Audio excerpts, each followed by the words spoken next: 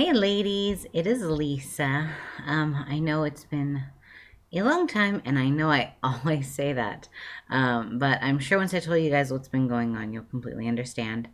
I apologize in advance if you hear some weird noises. My son is fighting going down for a nap.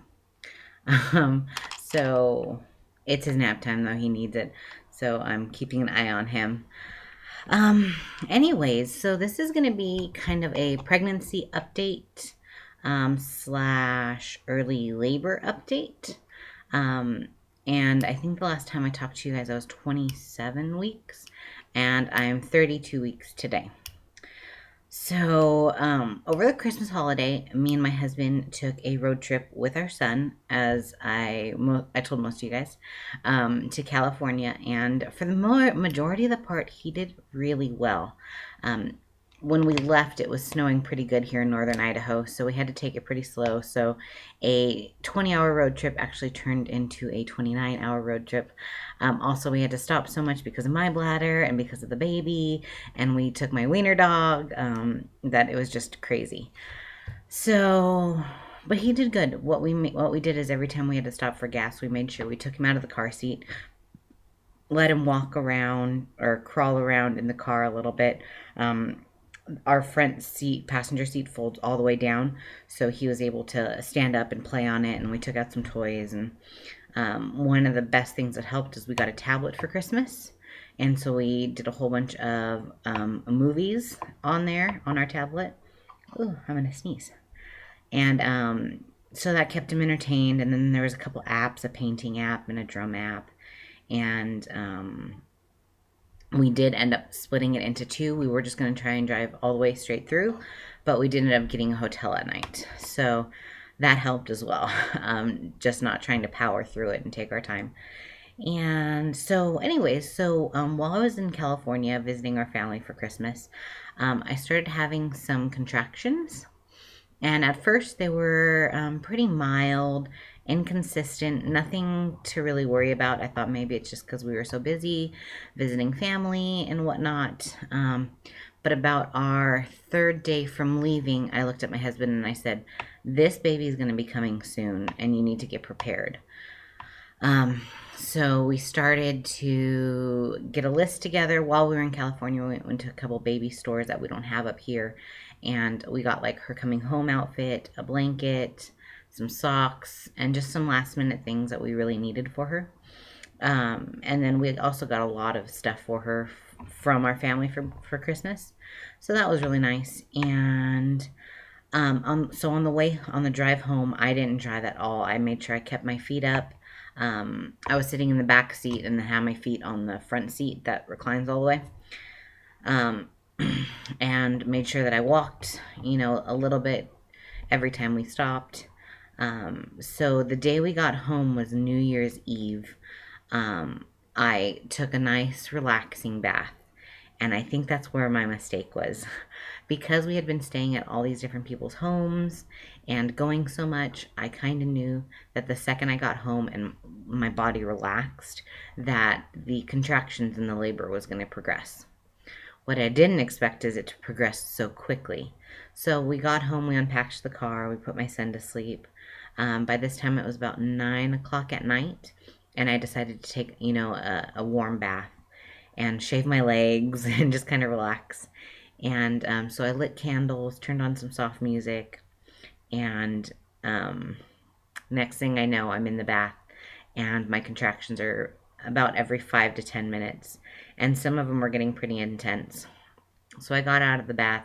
I looked at my husband and I said, "I know we just got home, but we have to go to labor and delivery." So we just grabbed a bag that had like some of our clothes in it, and we hadn't even unpacked like our essentials. So we grabbed that bag and we went over to labor and delivery. They checked me in, and they put me on the contraction monitor. The baby's heartbeat was perfect. The baby was moving Sorry, I'm having a contraction right now. And they were picking up my contractions on the monitor. A couple of them, when she first plugged me in and put the monitor on there, I mean, it was a big one. And she was like, oh, this isn't a good start. So as I laid there in bed, they monitored me for about 2 hours. And then she said, we're going to do a couple of things. We're going to do the fetal fibronectin test, which they use to detect if your body is releasing a hormone that indicates you're going to be in labor within the next 2 weeks. And then she said we're also going to. I had some fluid, so they also wanted to do a test on that to make sure that the fluid wasn't amniotic fluid and that my water didn't break. And what else did they do? Oh, and then they checked my cervix. So the fetal fibronectin test came back negative, which is they say is a pretty good indication that you're not going to go into labor within the next week. So she checked me, and I was a good 2 centimeters dilated. I was 50% effaced, and the baby was really high up. Like they put me at a -4 station. She said, it's even hard for me to get up there.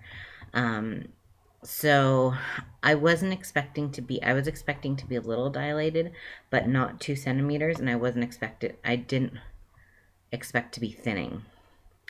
So they watched me a couple more hours, and then they gave me a shot of, I think it's called Tributaline. I hope I'm pronouncing that correctly. And that's basically to stop the contractions and loosen your uterus. So they gave me that shot, sent me home, and I was to go see my OBGYN as soon as they opened up on the 2nd. Well, my OBGYN did not have any, or I wasn't having any contractions, so I decided, I would just stick with my regular appointment at that point. Well, next thing you know, the 3rd rolls around, and my contractions are getting worse again. So I called my doctor, and my doctor was in the office that day.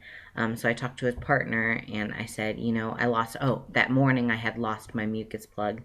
And I know the difference between, just having a little bit of mucusy discharge or a chunk of it, and then the entire thing. I mean, it fit in the palm of my hand, and it was pink and brown. And so when I lost that in the morning, that started immediately some contractions rolling. They weren't heavy at first, and they weren't timeable. So I called my OBGYN office, spoke with my head nurse, and told her what was going on. And she said, I really need you to pay attention to your body. Sit down for an hour, put your feet up, and time them. So I got an app on my tablet, and every time I had a contraction, I would time it on there. And they were coming consistently every 10 minutes, every 9 to 10 minutes. So I called her back, and they sent me again to labor and delivery. So I went into labor and delivery, and they put me back on the monitors and, saw the contractions. That at that point, they had picked up to every 4 to 5 minutes. They did another fetal fibronectin at that time, and that one came back negative, and then they checked my cervix again. Well, now I was dilated for about a 2 to 3. I was 60% effaced, and the baby had moved down to like a -2 station. So she said she did not like the progress I was making. She said, yeah, it's a very small progress, but it's progress nonetheless. So they gave me another shot of the Tributaline, monitored me for about another hour, saw that my contractions weren't letting up, gave me another shot of Tributaline, and then monitored me for about another hour. At that point, the contractions had lessened to about like 1 every 15 minutes. So they thought that pretty much, that they said I had a irritated uterus, or yeah, I think that's what they called it. So I was put on bed rest, and that brings us kind of up to today. So I am still having contractions. They're irregular, but to the point where I do notice them and time them. A couple of them are really painful. They're not Braxton Hicks. I do know the difference. A lot of women are like, well, maybe they're just Braxton Hicks. No, I know the difference between, you got to remember, I just went through this a year ago. My son's only 10 months old, 10 and a half months old, almost 11. So I know what a Braxton Hicks is and I know what a contraction is. So I have to pay really close attention to my body. I have to drink lots of water. If I start getting dehydrated at all, the contractions immediately kick in. The stomach flu, unfortunately, the day after we got back from California, stomach flu went rampant through my house. The baby had it, I had it, my husband had it, and his mother-in-law had it. And luckily, it only lasted for 24 hours, but it was enough that just it was horrible. Our house was like on lockdown. Um, so other than that, the baby's healthy. I mean, every time I go into labor and delivery or to the doctor's office, I mean, her heart rate is like 157. Um, and she's so active. The doctors can't even, I mean, and the nurses, they just can't believe how active she is. So that's a good thing. What else to bring you up to date? Oh, I have on today's Wednesday. On Monday, I experienced the lightening. I believe that's how you say it, phase of pregnancy. I remember experiencing it with my son. You know how when you're really big and pregnant and you roll over from one side to the other, it like hurts. Like there's like a delayed reaction to get your belly to move. Well, when you get that lightening phase, it no longer hurts to roll over. It's like the weight has been taken off of the front of you, so you can get up a little bit easier, you can move around, you could take a little, a deep breath, you can eat a little bit more. So when I woke up on Monday morning and I rolled over to go to the bathroom, I was like, oh crap, that was way too easy and way too comfortable. When I had the lightning phase with my son, my water broke that next night. So me and my husband have been getting pretty much everything really put together in regards to her bassinet next to our bed, cleaning all of her clothes. I do have my hospital bag packed. I have her diaper bag packed. We have set up, a babysitter for when we do go into labor. Now, because I am 32 weeks, the good thing is my local hospital is able to handle it.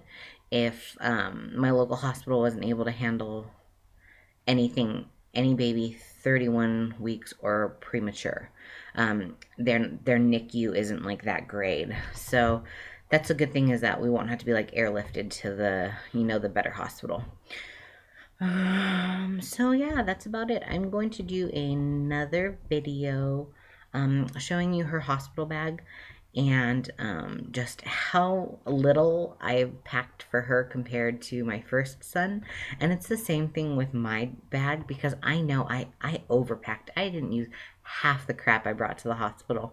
So I'm going to do a belly shot because I want you to see how low she is and how big I am. They are doing a growth scan next week because my fundal height is measuring 3 weeks ahead of time. So again, I am really hoping that they're off with my due dates because they don't know my due date because I didn't have a period between postpartum and this one.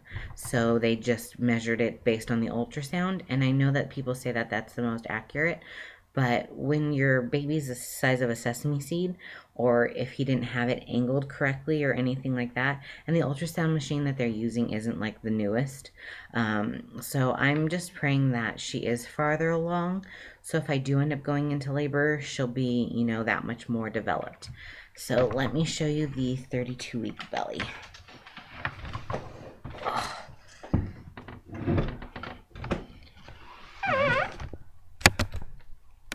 Alrighty.